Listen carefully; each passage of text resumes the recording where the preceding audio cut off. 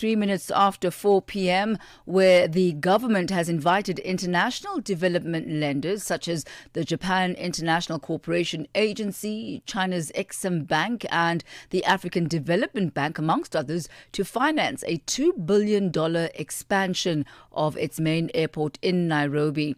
This is 9 months after it cancelled a deal with India's Adani Group. You will remember that its founder of the Adani Group was indicted in the United States. This proved to be too much of a risk as far as association is concerned for Kenya, and they withdrew from that particular deal. Now, it has been reported that Kenya, which is seeking new ways to finance its infrastructure projects due to sharply rising debt, will also issue a securitized bond for 175 billion shillings, and that equates to $1.36 billion locally as well as abroad next month for road construction specifically. Let's get more details from Francis Sang, an economist based in Kenya. A very good afternoon to you. Great to have you with us on Africa in Business.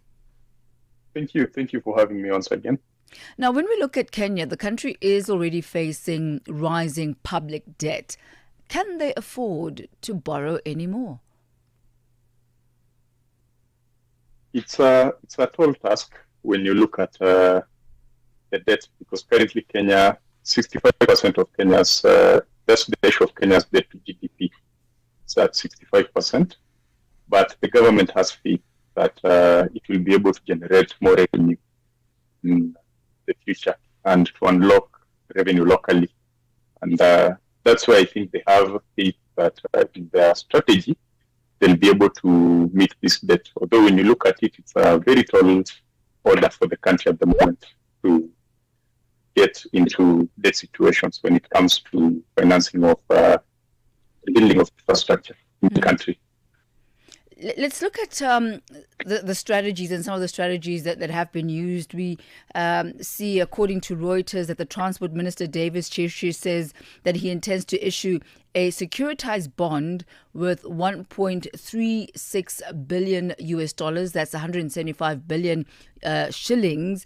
And this is for road construction specifically. One wonders then if this very same approach cannot be used when it comes to, securing other public-private partnership deals that have been signed with the Adani Group.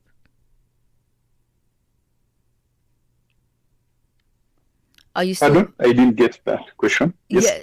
I was asking about the strategy that is being used. Reuters has reported that the Transport Minister says he intends to issue bonds, securitized bonds with $1.6 billion US, and this is next month. And these bonds are specifically going to be for road construction.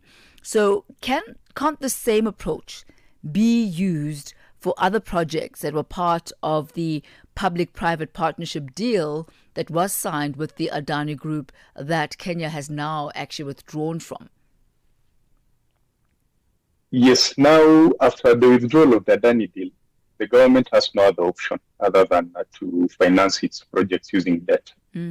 Because with the Adani deal, there are two things when you look at the pros and cons of it. The pro of the Adani deal is that you don't need the funding immediately, because now you get into a partnership with this conglomerate, then you give them the facility to run the infrastructure in the country for a period of time, like the Adani deal was like for 30 years. But now after that, in indictment of one of the owners, the Adani deal, that's why Kenya has to go back to debt. And the problem with the two, in any way you look at it, it's that really there is a risk of losing sovereignty as a country when you go too deep into debt, or when you go into a PPP, when you allow a foreign conglomerate to run very important infrastructure in your country. But for the country, the options are few and they're limited. For example, you can see that the Kenya government is trying to get into another PPP deal with Etihad, which is a company from the UAE, to extend the standard gauge railway up to the border of Kenya and Uganda. And that's just one of the the items. Recently, Kenya got financing from China of $950 million that was split into the various development projects in manufacturing, in roads, but still it's not enough. And now we have this problem of the airport, where we have an international airport, but services are crippling due to the challenges that it's facing, especially during peak hours. It only has one runway. It needs to expand its facilities for clearing because there are cases of it being slow when it comes to clearing passengers who are traveling through the airport. And the government is predicting that at the end of 2025, Kenya, within the year, will have more than 25 million passengers through the Jomo Kenyatta International Airport. And that's why it needs to expand. So it's at a corner. And now it just has to go to debt because the PPP deals are few in the country, and one was cancelled. Yeah. So when we're looking at this airport expansion and construction project, the government has said that they are going to go ahead with the construction of it, and at a later stage they would consider concessioning it. What is your take on this particular approach? Do you believe that they're likely to recover the monies that they're going to be spending as part of the construction costs through concessioning? The money in reality cannot be recovered now, maybe in the future. And this recovery period of, I think even it can take even half a century to recover that money, looking at the amount they needed, because they need $2 billion plus for the construction.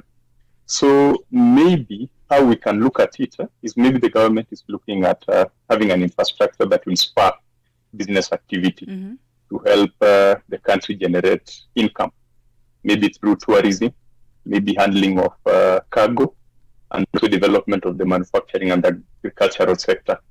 So the airport will just be like a catalyst for this development into the future. Right. Because, yes. Okay, so really the intention, you believe, is for the airport to be able to pay off its own debt? Yes, that is the intention. You mentioned half a century as the projected timeline in order to be able to pay this back. Is that with or without interest? Yes, I do so, because when you look at the country, the country has been pressed into a corner when it comes to debt. And when you look at the repayment periods, for example, in February of 2028, the country is expected to make a bullet payment for the Eurobond that it took in 2024 to refinance an older Eurobond that was taken in 2016 and was maturing. And this is $1 billion USD that will be paid. We are currently issuing a bond which has to be paid. So all these payments are generated by taxpayer money. So for the airport needs to generate its own money to pay for the debt for its expansion.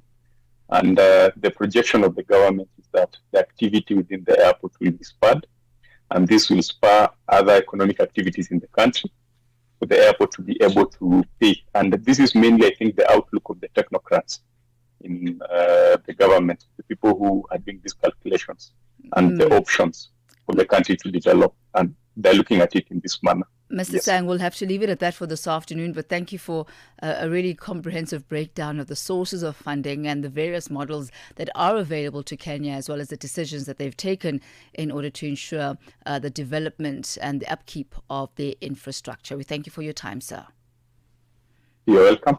Thank you very much. Thank you. That's Francis Sang. He's an economist based in Kenya. He takes us to exactly 4:32 Central African time as we head over now to the economics desk, where Nosipho Zuma is standing by with your latest market indicators.